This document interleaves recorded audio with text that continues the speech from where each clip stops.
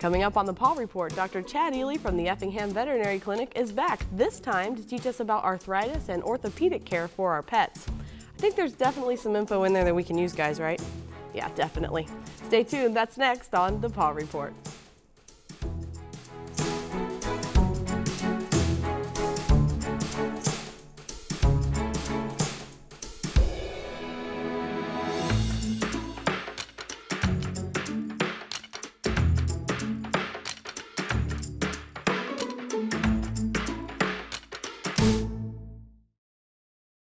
Welcome back to the Paw Report. I am your host, Kate Pleasant, and today we're welcoming back Dr. Chad Ely from the Effingham Veterinary Clinic. Thanks for joining us again. Yeah, we're glad to have you. And last time we talked about senior pet care. So this time we thought we'd talk about something a little bit different, and we're talking about orthopedics for animals. So can you explain to us kind of in layman's terms what orthopedic care for a pet would be? Sure. Anything that affects the motion of the pet. Okay. Musculoskeletal, it could be soft tissue such as muscles, ligaments and tendons, or bone and joints. Okay, so any problems that you might have with that, that's something they could see a veterinarian about for the orthopedic care. Okay, so first, talk about some of the common orthopedic problems that we might see in our animals. Sure. The most common orthopedic problem is arthritis. Okay. Degenerative changes inside the joint. You know, two bones come together, they're surrounded by a capsule, makes up a joint. Okay. And inside that joint, the two ends of the bones have cartilage. Okay. And that cartilage is supposed to serve as the shock absorber. Like a cushion. Yeah, it's a cushion. And so every time you take a step or make a movement, the bones are able to glide and not necessarily, you know, bounce off each other, because bone-on-bone contact hurts. Right. And arthritis would be when you have degeneration of that shock absorber on the surface of the bone, and it leads to pain, bone formation inside the joint, because the body tries to stabilize that joint and lays down more bone. It hardens the joint capsule, makes it less pliable, less likely to move, or decreases the range of motion. That is the most common type of orthopedic problem we see. It's progressive and it's irreversible. So there's not really a treatment for it other than a management for it, which is pain, weight control, maybe some chondroprotective agents that maybe will increase the life of the cartilage that's left. Okay. And nutrition supplements too that have some antioxidants that will alleviate some of that inflammatory mediators that will promote cartilage destruction. But pain management is the best. And as far as arthritis goes, it could be a result of an injury, or it could just be a degenerative change related to the age. Okay, so it's like people. Yes. We have arthritis problems from the same types of causes. Correct. Okay. And so we talked about it on the last show, but we'll mention it again. Your dog has pain and maybe from arthritis. Don't give them over-the-counter drugs that you would take, right? Oh, no. No, we have, there is lots of non-steroidal anti-inflammatory drugs, or NSAIDs, that are for veterinary use, that are very safe for our pets. And they don't include Tylenol, and they don't include ibuprofen or Aleve. Those are bad, very toxic to our pets. Could have some devastating side effects, so we recommend the non-steroidals that are for pet use. Okay. And also, you know, with that, if sometimes non-steroidals aren't enough, as it, like I said, it's progressive. It will, you just try to slow it down, you're not going to stop it, and you're not going to reverse what's already there.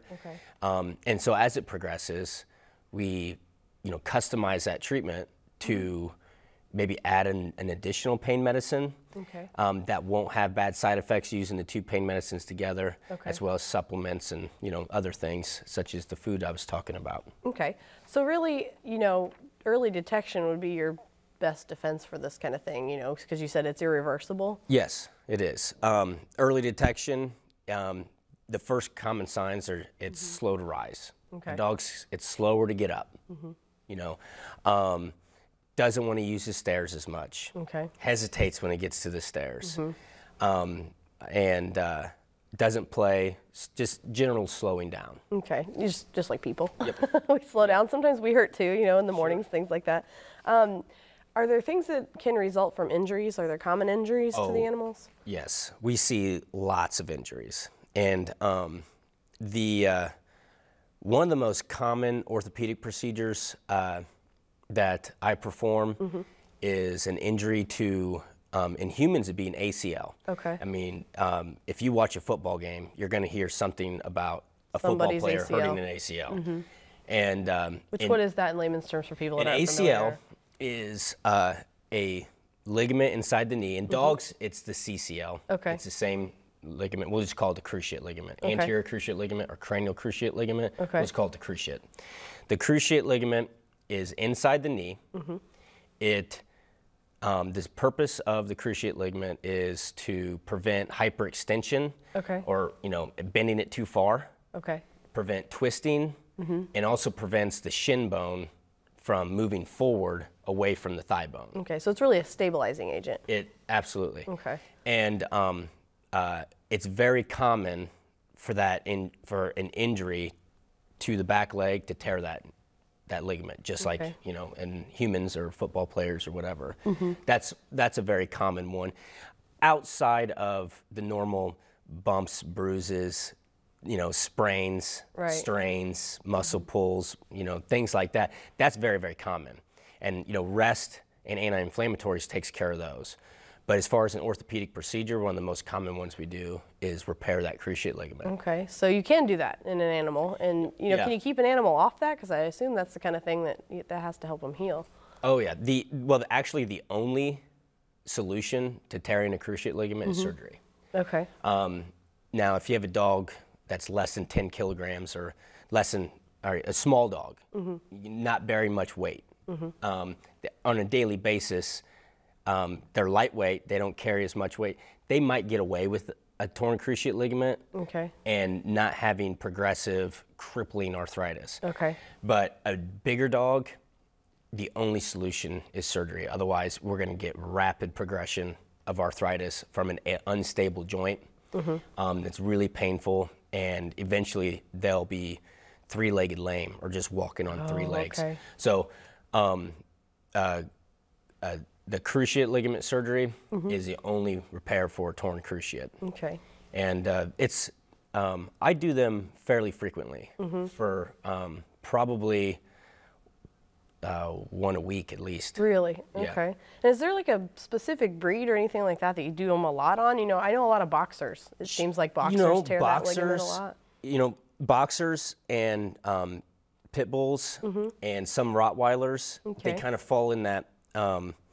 They're prone to some of those injuries because of just the shape of their back leg. The way that knee bears a load, they're prone to that type of injury. But honestly, where I see it the most is really active retriever type dogs. Okay. Yeah. But it could, I guess, befall any type of breed, right? Absolutely. It does not discriminate. Okay. Which, you know, it could be any breed, any dog. All it takes is the right type of injury. In younger animals, it's injury related. In older animals, it's because the joint's just degenerating a little bit and more prone to rupturing. Right. So this 3-year-old dog comes in with a torn cruciate, we know it injured it. Right. It did something wrong. It landed on it wrong, twisted it wrong. An older dog that comes in might have taken just one bad step. Right. You know, and it tears because it's just degenerative. Okay, and there's nothing around it to protect it anymore. Yep. And surgery repair is the surgical repair is the only answer to it. Is that usually a successful answer? Oh, yeah. We have great success with it. What we do is we don't actually repair, we don't fix the ligament itself. Okay. The ligament itself won't heal back together. What I do is I stabilize that joint in the same way that ligament would by placing an implant, so to speak, in the knee that performs the same function as that ligament. Okay. And then, so it stabilizes that knee, makes it much less painful. And after 10 weeks, we've got almost complete return to function. Now, they're not going to be the athlete that they used to be. Right. I mean, they're still gonna be, they're not gonna have the same range of motion. They're not gonna have the same level of activity, but I would say 90% or greater versus a dog that would be crippled without it. Okay. So they won't be the athletes, but they'll still be a pain-free family pet after surgery. Okay. It takes time though. Right. You know, the injury hurts, and then when they go home on pain medicine, and they go home on like a physical therapy plan. Okay. Yeah, that was going to be my next question. Was what is the recovery like for an animal that's had surgery like that? For your standard cruciate surgery, after surgery, for 1 week, we recommend doing like range of motion exercises. The owner, maybe twice a day, just takes that back leg and just slowly manipulates it and flexes that knee just to try to keep it limber. Now, I always tell the owner, if the dog fights you, right, and it doesn't want that done, don't do it. Okay. Okay? But what we do recommend doing is controlled leash walk on level surfaces only. Okay. Controlled leash walk on level surfaces only the first week, 5 minutes a day. That's total, 5 minutes. And the second week, I usually increase it to 10 minutes. And then each week, I have a detailed, they go home with a sheet, and they have a detailed plan of they can increase activity each week. Okay. But it's still always controlled level surfaces and with a leash. Usually, to get to your question, 10 to 12 weeks. Okay. I say 10 to 12 weeks post-op, I say, now your dog's off the hook, gradual, slow return to normal function. Okay. And 3 months out, they look fantastic. Usually, by the time I take the stitches out at 10 to 14 days after surgery, they already look better than pre-surgery. But by 3 months, they're good. Okay. And is this an injury you see in cats as well? I don't typically see this injury in cats. If I do, it's related to severe trauma. Okay. Yeah. So it's not a common cat thing. No, because they don't run and play and fetch as much. Right. And that's usually where I see it. You know, dog chases ball, makes a sharp turn, comes back walking on 3 legs. Cats don't bear weight. They sleep 23 hours a day. They, you know. Because they're cats. They're cats, you know, so I don't see it very often in cats. Okay. Are there orthopedic problems that cats do have that maybe dogs wouldn't? Most of the orthopedics most of the orthopedic surgeries I perform on cats are trauma related. Okay. They're usually, you know, high impact, hit by car type, and they need bones repaired. Okay. They have less orthopedic troubles than dogs do. Okay. Okay. You know, for instance, hip dysplasia or dislocating kneecaps or luxating patellas. You know, common things like that we don't see so much in cats. Okay.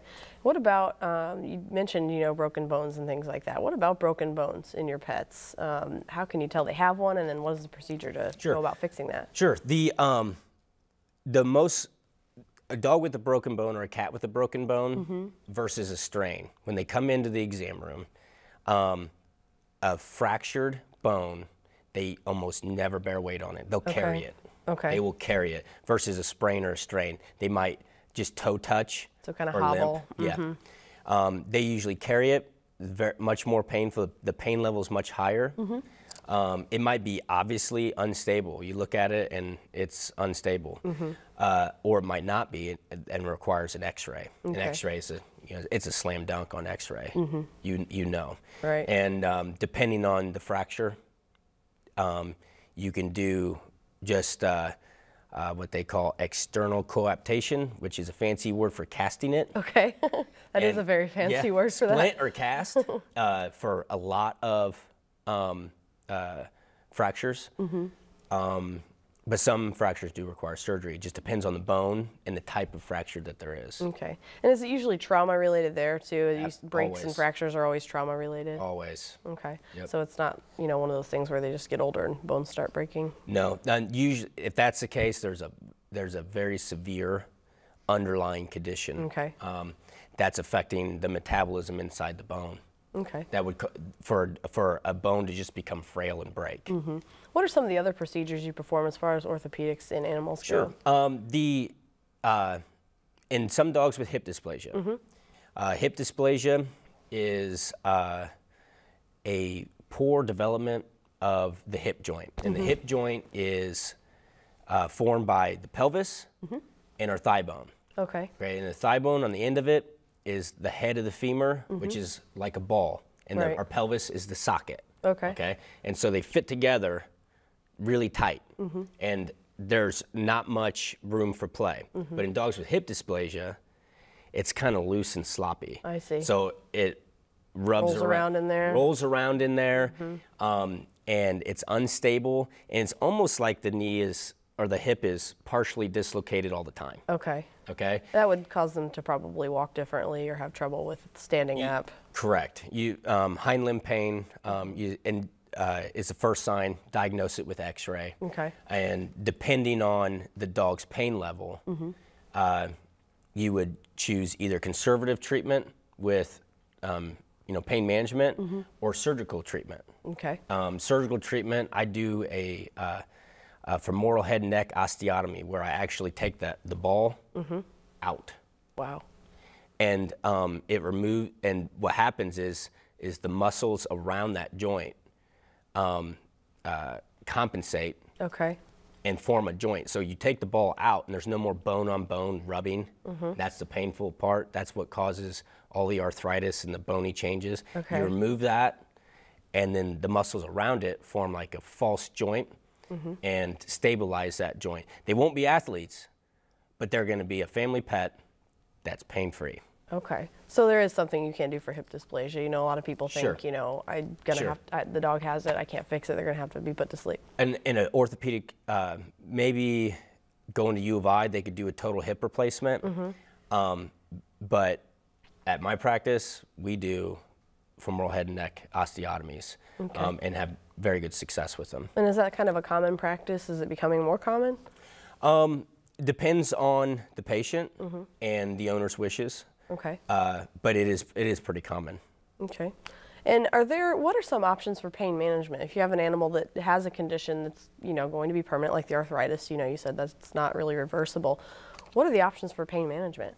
The medications, supplements, food are the three most common types. Okay. The non-steroidals I spoke of, and I can always, piggyback those with other types of pain medicine. Because I want to reduce the inflammation here. Right. I also want to reduce the pain that is perceived from that. So you can do like a multimodal pain management. Okay. As well as joint supplements to help protect the cartilage that's left.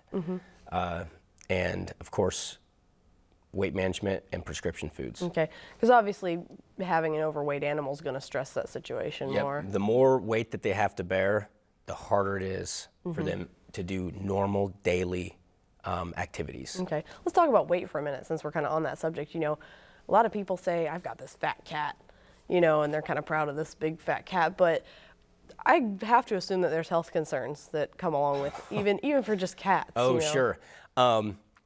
If I see that 18-pound cat and it's obviously obese, this isn't necessarily an orthopedic problem. Right. Too. Obesity can lead to diabetes. Sure.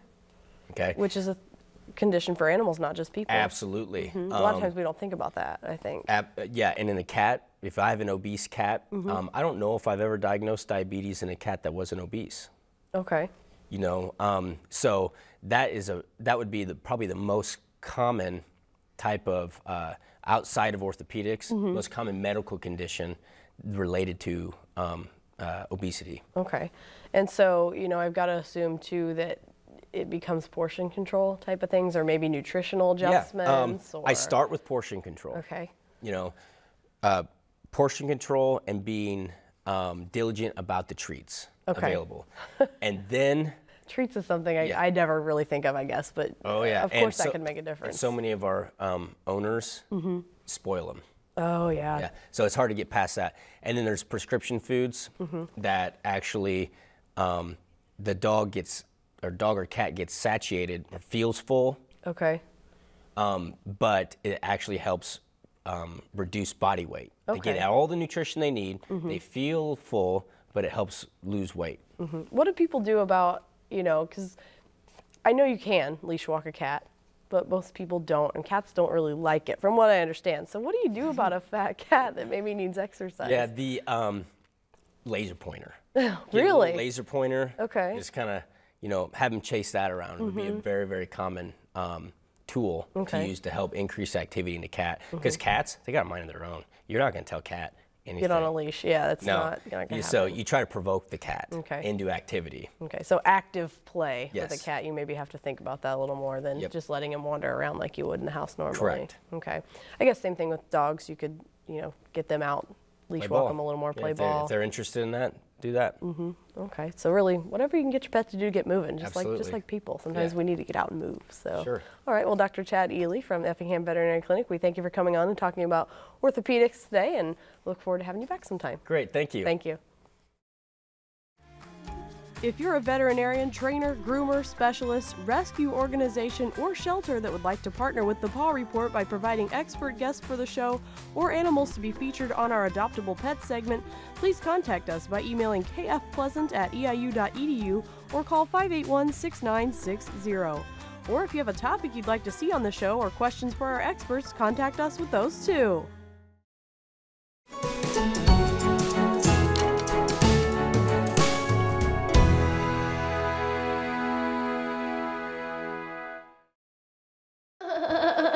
Meet Alex, a 7-year-old boy full of life. Alex was born with a chromosome deficiency, 16p11.3. He also has a pervasive development disorder, Tourette's syndrome, and falls under the autism spectrum. He's blind in his left eye, and he has a 25% hearing loss. While there may not be a specific answer to Alex's difficulties, There's nothing we can do for your son. We can try to treat and see him. there is a solution. The answer to me is medicine and cocoa. Weighing in at 80 pounds, this 1-year-old St. Bernard is Alex's best friend. I love you too, Coco. One time, Alex and his mother were buying cookies. She let go of his hand to rip off her check, and in an instant, Alex was gone. The lady in the SUV heard my screams because she couldn't see him, he was so short. And she slammed on her brakes, but she still hit him. And it was enough to knock him over. He got up and laughed about it. You see, Alex can't feel pain. I called the doctor right away. I said, somebody has to help me because he sticks keys in light sockets and it tickles him. He gets hit by cars and he's okay. He laughs about it. That's why he needs his guardian, Coco, by his side. She's always aware of where Alex is at. If he starts being rough or being mean, she goes right there. But right now she doesn't know what to do. That's because Coco needs training. The problem is it costs $7,000 to send Coco to California to get training to be a service dog. And right now Alex's family has about $2,000 for things. And something always happens. Medical expense happens that can't be avoided. Alex sees his specialist again in Florida this June and needs to have Coco's training completed by then. Where there's Alex, there should be Coco.